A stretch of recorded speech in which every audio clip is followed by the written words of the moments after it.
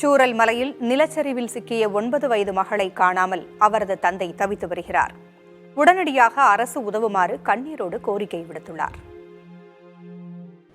முந்தினத்து நள்ளிரவில் பார்த்தீங்கன்னா ஒரு 1:30 டைமில் ஒரு உருள் பொட்டல், அதாவது மண் இடிச்சல் அப்படி தண்ணியில் வந்துட்டு அந்த ஏரியாவில் ஒரு 40 வீடு அப்படியே தண்ணியிலே போயிடுச்சுங்க.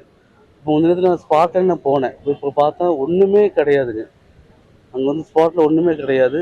எனக்கு 6 மிஸ்ஸிங்கு. அதில் வந்துட்டு 3 பேர் கிடச்சிருக்கிறாங்க. அதாவது மச்சானும் தங்கச்சி குழந்தையும் கொடுத்துருக்காங்க. என் மகள் 9 வயசு மகள் எனக்கு கிடைக்கவே இல்லை. எனக்கு 9 வயசு தான், நான் படிக்கிறேன்.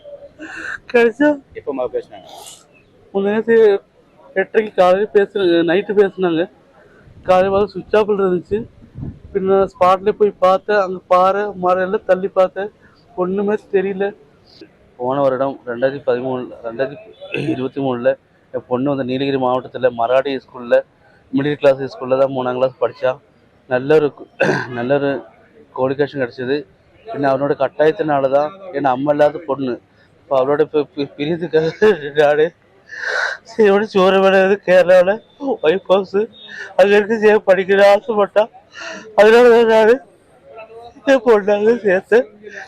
இருந்தாலும் பொண்ணு கிடைக்கல. தமிழ்நாடு நெகட்டிவ் தான். ஆனால் தமிழ்நாடு முக்கியமந்திரி மு.க. ஸ்டாலின் முதலமைச்சர் அவர்கள் கல்பிலையில் ஏதாவது செய்ய உதவி செய்வார். இது தாழ்மையுடன் கேட்டுக்கொள்கிறேன்.